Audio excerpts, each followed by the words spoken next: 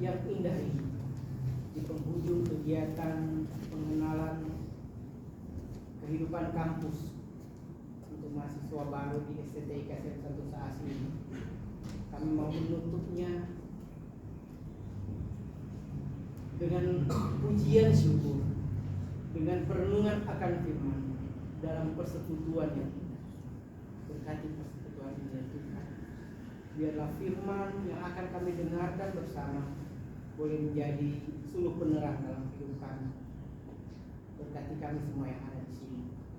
Dan ketika kami diberkati, kami boleh menjadi berkat dimanapun Engkau mengutus kami. Doa kami dalam nama Tuhan Yesus Kristus. Kami berdoa dan bersyukur. Amin.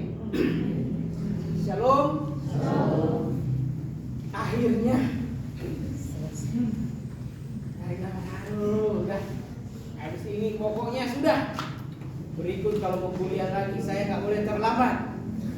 Harus masuk sebelum mereka operan supaya saya tidak ikut operan di angkatan selanjutnya.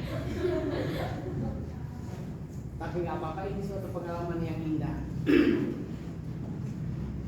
Ada yang ingat ayat pembacaan ayat di KKR tadi malam?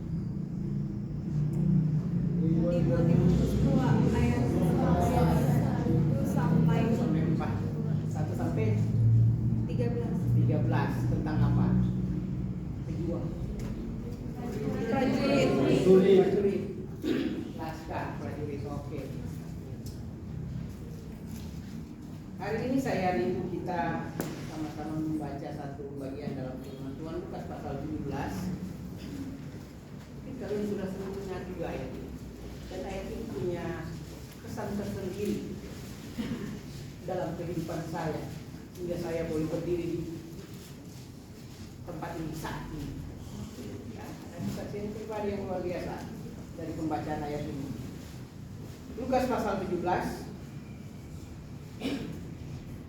ayat 7 sampai ayatnya yang ke-10. Kapan terakhir kalian dengar ayat ini? Lupa ya. Lukas pasal 17 ayat 7 hingga ayatnya yang ke-10. Saya minta kita membacakannya. Coba yang ayat ganjil dibacakan oleh peserta, yang ayat genap dibacakan oleh panitia termasuk dosen dan staf. Jadi peserta itu ayat ganjil, ayat genap, panitia termasuk dosen dan staf. Oke, judulnya Tuhan dan Hamba. 2, 3, iya.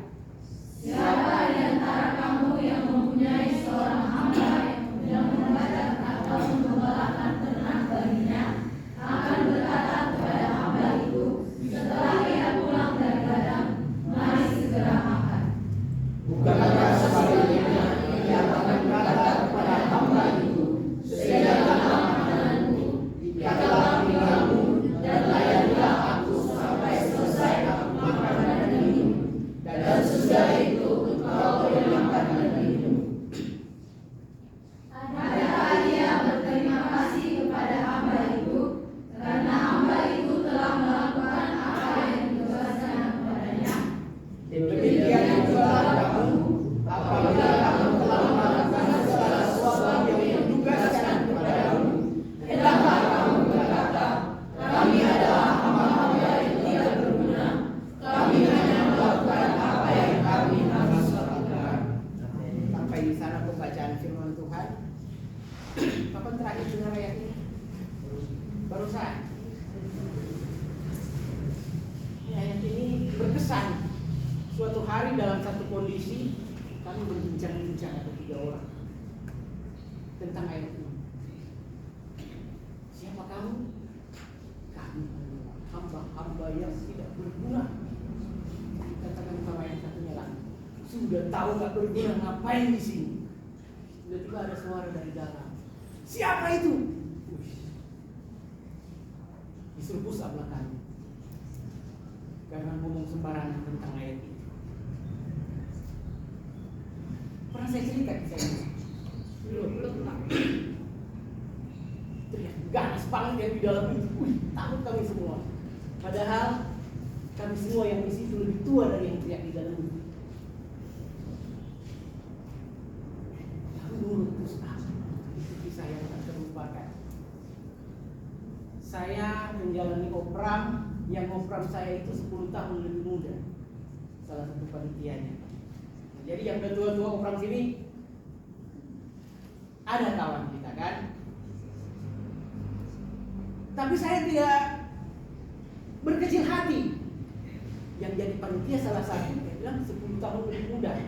Artinya saya sudah naik sepeda, dia baru lahir. Dia yang opram saya, merintah saya kan. Tapi saya tidak berkecil hati karena ada satu teman saya lebih tua 1 tahun dari saya. Berarti dia 11 tahun lebih muda kan, si panitia ini. Dan satunya lagi 2 tahun lebih muda dari saya. Kami bertiga itulah yang lagi ngobrol-ngobrol itu. Kami diopram oleh orang yang jauh lebih muda dari kami. Dengan ayat hafalan yang wajib ini, kami hanyalah hamba-hamba yang tidak berguna. Itu sering kami presetkan. Tahu tak berguna, ngapain di sini? Kami hanya melakukan apa yang harus kami lakukan. Tetapi dalam proses itu awalnya yang kami, siapa kami bisa? Kami punya pengalaman. Ada yang punya pengalaman jadi penatua, ada yang pengalaman jadi sopir angkot, ada yang pengalaman jadi penghuni penjara. Itulah kami yang di situ. Tetapi lewat proses ini akhirnya kami boleh menyelesaikan dengan kondisi yang ada. Jauh lebih baik kelihatan kalian saat ini. Karena saat ini sudah lebih banyak orang, kami nggak banyak banget orangnya. Tetapi ya semangatlah, boleh diadu. Belum tentu kalian lebih semangat. Walaupun kami sebelum waktu itu sudah sangat, bukan tua sih, sangat berumur. Bagaimana kami dibimbing, dibina, perintah-perintah oleh orang yang jauh lebih muda. Tetapi ayat ini menguatkan kami, di mana Tuhan Yesus berkata, tuan dan hamba, murid-murid Kristus, murid-murid Tuhan, pelayan Tuhan itu bukan hanya sebagai prajurit, yang kalau kemarin kita sudah mungkin mendengar bersama bahwa prajurit itu tidak memusingkan apa yang ada di kehidupannya di belakangnya, pokoknya maju saja, fokus terhadap apa yang menjadi tujuan. Tetapi di atas semuanya itu, kalau ada yang menyimak apa yang dikatakan Pak David ketua yayasan kemarin, ada yang namanya doulos, bahasa Yunaninya untuk hamba. Hamba itu bukan sekedar pembantu. Pembantu itu bekerja diupah. Sedangkan hamba yang dimaksud doulos ini, hamba yang 100% hidupnya dikuasai oleh tuannya, lakukan saja, nggak boleh bertanya. Itu konsep hamba yang ada, yang disampaikan oleh Tuhan Yesus. Nah, proses ini adalah proses membuat kita menjadi hamba. Oh, berarti kita keluar di sini bukan jadi guru dong, kita akan jadi pelayan-pelayan, hamba-hamba, jadi babu-babu. Iya, dalam tanda kutip. Artinya ketika kita melewati proses ini, kita menyerahkan hak 100% kita kepada Tuhan. Tuhan, aku milikmu sepenuhnya, jadilah padaku sesuai dengan kehendak-Mu, seperti prinsip Maria. Tetapi bukan tanpa alasan. Kekristenan itu bukan agama yang berdasarkan keyakinan iman saja, enggak. Kekristenan itu punya dasar iman, tetapi punya dasar intelektual juga, punya dasar logika juga. Tidak mungkin orang memperhambakan diri kepada orang yang mau melakukan sesuka hatinya, merusak dan menganiaya, menyulitkan hidupnya. Tidak mungkin. Maka ketika Tuhan Yesus berkata, kamu adalah hamba-hamba, hamba itu adalah jaminan, dijamin oleh Tuhan. Jadi ketika kita memperhambakan diri kepada Tuhan, menyerahkan hak kita sepenuhnya kepada Tuhan, Tuhan yang jamin. Masalahnya hamba yang kita menyerahkan hidup ini adalah raja di atas segala raja, tuan di atas segala tuan. Tidak ada ruginya. Nggak mungkin dia menyuruh kita hal yang menyulitkan kita, karena dia maha kuasa. Artinya keselamatan kita, jalan hidup kita, kehidupan kita seluruhnya itu di dalam tanggungannya Tuhan. Itu yang sangat luar biasa. Makanya Tuhan selalu berkata di dalam Alkitab mengingatkan, hati-hati kepada siapa kamu menghambakan diri. Jadi ketika kamu menghambakan diri kepada Tuhan, segala kemuliaan, kekayaan, kehormatannya Dia juga ada bersamamu. Tetapi ketika kita menghambakan diri kepada dosa, maka segala ikatan, segala kutuk, segala sesuatu yang tidak baik itu juga akan bersama kita. Itu konsep hamba. Tidak ada hak lagi kita untuk menolak ketika kita menghambakan diri kepada dosa.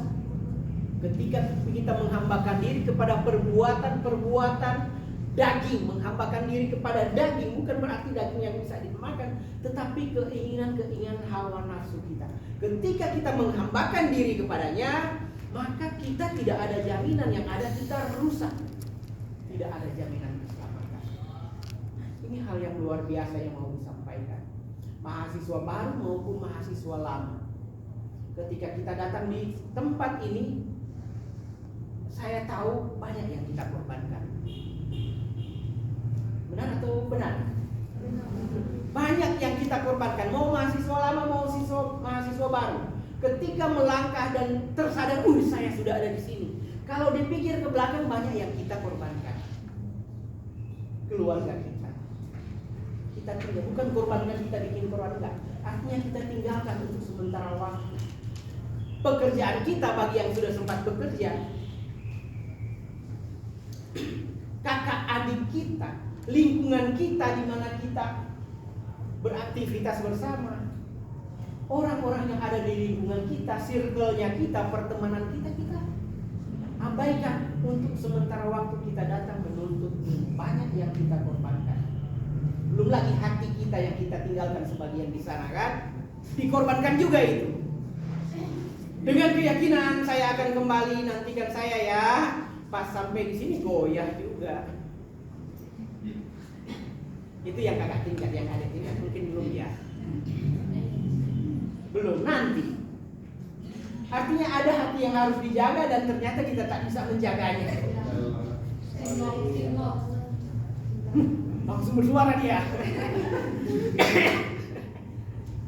Si Juni maksudnya. Tapi seperti itulah, ada proses yang harus dilakukan. Kalau kita salah memperhambakan diri kita, itu akan menggerogoti hidup kita. Salah pilih tuan, salah pilih atasan, salah pilih orang yang harus kita serahkan hidup kita, salah pilih. Dan itu hanyalah kesulitan demi kesulitan, kegagalan demi kegagalan yang akan menimpa kita. Makanya saatnya kita introspeksi dengan ayat ini, mengingatkan kembali kita, siapa sih Tuhan? Tuan dan hamba. Tuan adalah yang berhak 100% terhadap hidupmu, sedangkan kamu sebagai hamba adalah yang tidak punya hak apapun selain hanya kepada Tuan. Hal yang sangat ironi jika kita tidak memilih dengan benar. Puji Tuhan, Tuhan Yesus menunjukkan kita ini adalah hambanya, hamba Tuhan. Pendeta besar disebut hamba Tuhan. Kita juga hamba Tuhan. Itu status yang bukan lagi sesuatu yang harus kita malu. Status hamba Tuhan itu harusnya menjadi kebanggaan dalam hidup kita. Tetapi apakah sekedar hanya dibilang hamba Tuhan? Status saya hamba Tuhan tapi kelakuan ke setan. Itu kadang seperti itu. Oke Tuhan, di akademik saya hamba Tuhan, tetapi di pikiran saya hamba setan. Di pelayanan saya hamba Tuhan, tapi di pergaulan sehari-hari, di medsos saya hamba setan. Orang yang hidup dua alam, susah dalam hidupnya. Minta minum ya. Ada kisah satu orang prajurit perang disuruh memata-matai lawannya untuk cari tahu kekuatan lawan. Pergilah dia diam. Dia dapat akal. Bagaimana supaya lawan tidak tembak? Harus pakai baju mirip bajunya lawan, seragam lawan kan? Pakailah dia seragam lawan. Bisa dia menzinap. Malah dia nggak perlu sembunyi-sembunyi, dia sama lawannya. Akhirnya dia bisa dapat informasi tentang lawan karena dia pakai seragamnya lawan. Habis itu dia telepon, hubungi pasukannya, ayo serang, ini rumahnya di sini. Pas dia mau keluar, teman-temannya sudah datang, ditembak dia dari jauh. Coba untung nggak kena. Karena apa? Pakai seragam lawan. Waduh, saya salah ini pakai seragam lawan. Tapi masih di markas lawan. Kalau dia ganti seragamnya, dia ditembak sama lawannya. Dia dapat akal yang cerdik. Atas pakai baju lawan, di bawah pakai baju kawan. Wah, pas dilihat di tempat lawannya, dia tunjukkan kakinya. Oh, kawan. Atas dia tunjukkan badannya. Oh, kawan sama si lawannya kan. Oh, itu teman. Pas di sisi teman-temannya dia tunjukkan kaki. Kawan ini ya. Oh, kawan. Tiba-tiba perang semakin sengit. Terjebaklah dia di dinding. Ada lubang di dinding. Sembunyilah dia di situ karena takut. Tiba-tiba kepalanya ke arah kawan-kawannya, kakinya di arah lawannya. Dilihat sama temannya, itu musuh. Dilihat sama lawannya, itu musuh juga. Habis cerita, film selesai. Karena sudah tahu, akhirnya pasti sudah tahu kan, mau jadi apa kira-kira itu. Artinya orang yang mendua hati, mau berkawan dengan kejahatan tetapi tidak mau melepaskan kebaikan dan sebaliknya. Saya mau menghambakan diri kepada Tuhan tetapi tidak mau melepas kegelapan. Saya mau menghambakan diri kepada kebenaran tetapi tidak mau melepaskan kesesatan. Mau berdiri di dua kaki, mau cari aman, dia pikir dia aman. Tetapi ternyata itu bukan pilihan yang bijak. Tidak selamanya kamuflase seperti itu pilihan yang bijak. Akhirnya kamu tidak sempurna di mata siapapun. Makanya di Wahyu dibilang kamu jangan suam-suam kuku. Kalau kamu panas ya panas, kalau kamu dingin ya dingin. Kalau di antara keduanya kamu dimuntahkan, tidak digunakan, tidak terpakai dimanapun, tidak konsisten. Di situ kita sebagai hamba diperhadapkan sebagai pilihan. Tidak ada pilihan tengah. Hanya ada taat kepada Tuhan atau tidak taat kepada Tuhan. Tidak ada yang di tengah-tengah. Saya mau separuh-separuh aja. Saya mau dengan dunia aja sebagian, rohani aja sebagian. Jadi separuh-separuh aja Tuhan bisa enggak? Tidak ada jalan tengah. Kita harus fundamentalis. Bahkan Tuhan lebih menghargai orang yang benar-benar jahat. Kalau kita baca ayat Alkitab, kalau kamu jahat ya benar-benar jahat. Kalau kamu baik, ayo sungguh-sungguh baik. Karena orang yang benar-benar jahat tidak langsung dihukum, paling diutus orang yang bisa membuat dia jadi baik lagi. Yang penting dia jelas jahat. Kalau dia nggak jelas jahat atau tidak, penginjil pun malas pergi ke dia. Ini udah bertobat belum ya? Kayaknya sudah. Padahal belum. Kelihatannya aja udah bertobat. Itu contoh yang suam-suam. Nah, orang-orang Kristen, hamba-hamba Tuhan, calon-calon mahasiswa, udah jadi mahasiswa sekarang, dan seluruh mahasiswa kita diperhadapkan terhadap dua pilihan ini. Dunia sedang tidak baik-baik saja. Kita dituntut untuk berhikmat. Kita dituntut untuk menempatkan diri sebagaimana status kita, sebagaimana identitas kita. Ini bukan tuntutan yang mudah. Terkadang ada teman-teman lingkungan kita yang berkata, kamu harus seperti ini, kamu harus ikut gaya saya. Sedangkan kita mempertahankan kehidupan kekristenan kita. Enggak, saya harus ikut kekristenan. Ayo pacaran itu yang harus seperti ini. Kemudian yang lain bilang, pacaran saya mau pacaran dengan pergaulan dengan cara seperti Tuhan. Enggak, betul. Ketinggalan zaman loh. Banyak sekali. Dalam hal keuangan juga ada yang saya mau kerja, pokoknya yang penting menghasilkan uang. Ada yang begitu. yang bersih teman-teman. Enggak, kita kan yang penting bekerja sesuai dengan kehendak Tuhan. Seberapapun adanya kita bersyukur. Kemudian apa sih kalau nggak banyak uang kamu nggak bisa pelayanan? Banyak suara-suara yang kita sebagai orang Kristen harus pertimbangkan dengan matang. Kita ini hamba siapa? Yang berdiri dua kaki seperti orang yang mata-mata tadi. Akhirnya dia mati, ditembak dari kiri dan dari kanan dia ditembak. Begitu juga kita. Ketika kita membagi diri kita separuh aja untuk Tuhan, separuh untuk iblis. Ada yang tahu buah si malakama? Pernah kita dengar ya? Pernah saya bahas di kuliah ya? Hah? Ada nyanyian apa itu? Buah si malakama ada yang tahu? Tidak. Tidak pernah saya cerita. Buah yang jika dimakan ibunya mati, kalau nggak dimakan bapaknya mati. Kalian pilih mana? Buah. Nggak makan berarti? Makan buah. Hah? Yang kuning berarti kamu nggak makan juga kan? Yang kuning dulu Pak, yang kuning. Nah, itu yang namanya kalau dalam kondisi sulit ada istilah ada Pak ini seperti buah si malakama. Dia terkikir. Kalau dimakan ibunya mati, kalau nggak dimakan bapaknya mati. Kemudian ada pemikiran seperti mata-mata tadi. Ya udah makan separuh dan bapaknya mati. Satu nggak dimakan, satu dimakan. Artinya kita tidak bisa berdiri untuk kejahatan dan kebaikan, kita nggak bisa berdiri. Kita harus menampakkan identitas kita. Anak-anak Tuhan, mahasiswa baru, akan banyak tantangan yang kalian lewati. Opram PKKMB ini hanyalah salah satu bagian yang melatih kalian. Banyak yang lebih sulit dari kondisi ini yang akan kalian lewati. Tanya kakak-kakak tingkat kalau nggak percaya.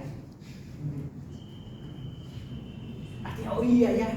Jadi ketika kalian menjalani pergumulan-pergumulan nanti di proses perkuliahan, terus kalian ingat Opram, kalian nggak akan sedih lagi dah. Mending waktu Opram lah daripada waktu ini.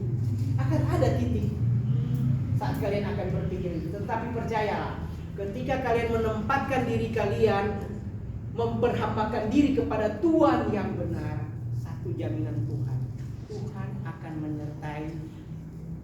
Aku sekali-kali tidak akan meninggalkan engkau, kata firman Tuhan. Ibrani berkata, Tuhan sekali-kali tidak akan meninggalkan saya jika kita memperhambakan diri kita kepada Tuhan. Jadi kepada siapa kita memperhambakan diri saat ini? Siapa yang akan kita layani saat ini? Kepada Tuhan atau kepada keinginan daging? Kepada Tuhan atau kepada keinginan iblis? Kepada Tuhan atau kepada bujuk rayu dunia? Kita yang tentukan. Firman Tuhan sudah menunjukkan ujungnya sebenarnya yang ini ujungnya ini loh. Yang ini ujungnya ini loh. Hanya menunggu waktu. Waktu orang beda-beda, ada yang instan, ada yang lama. Kita sekarang sudah diberi pilihan. Ayo mahasiswa baru, ada 6 orang. Puji Tuhan nanti ke depannya semoga bertambah. Amin. Karena beda dengan angkatan-angkatan sebelumnya, selalu berkurang. Saya bilang dulu kami masuk 45 dari berbagai daerah, lulusnya 22 orang. Selalu lebih. Tapi semoga kalian angkatan ini bertambah, masih banyak juga, ada juga sih angkatan yang dari luar, ada yang pakai sistem hybrid, ada yang mungkin dalam perjalanan. Semoga bertambah, tidak berkurang. Dan semoga komitmennya semakin teguh, ada yang masih ragu-ragu, semoga semakin yakin. Kepada para panitia juga, mungkin ada yang mulai ragu-ragu, semoga diperyakinkan kembali. Yang mahasiswa lama juga, senior-senior yang ada di sini, hei kalian sudah punya junior, kalian sudah punya adik tingkat, jadilah teladan. Ajar mereka yang baik-baik, jangan ajar yang jelek-jelek. Sini banyak suku, banyak ras, banyak latar belakang budaya, saling berkolaborasi. Ya, kakak-kakak tingkat tunjukkan yang baik, jangan tunjuk yang cara melanggar yang baik itu begini, cara melanggar yang baik. Gak ada sebenarnya kan? Cara lompat pagar, jangan kasih tunjuk mereka walaupun kalian tahu. Cukup di kalian aja, kalau ada pagar yang bolong tambal, jangan makin besar, jangan. Walaupun sekali akan ada mungkin 1-2, tetapi tolonglah, ya Saat ini komitmen kalian memperhambakan diri kepada Tuhan, kepada hamba yang benar. Amin. Amin firman Tuhan, mari kita berdoa. Terima kasih Tuhan buat hari ini. Tuhan mengingatkan kembali, kami hanyalah hamba-hamba yang tidak berguna. Kami hanya melakukan apa yang kami harus lakukan ya Tuhan. Dan ketika kami memperhambakan diri kepadamu, kami yakin dan percaya Engkau mengatur yang terbaik bagi kami. Ini doa kami ya Tuhan, biarlah komitmen kami untuk melanjutkan studi dan menjadi diberkati dan semakin menjadi berkat. Nanti dimanapun kami berada, Tuhan menyertai. Doa kami dalam nama Tuhan Yesus Kristus kami berdoa dan bersyukur. Amin.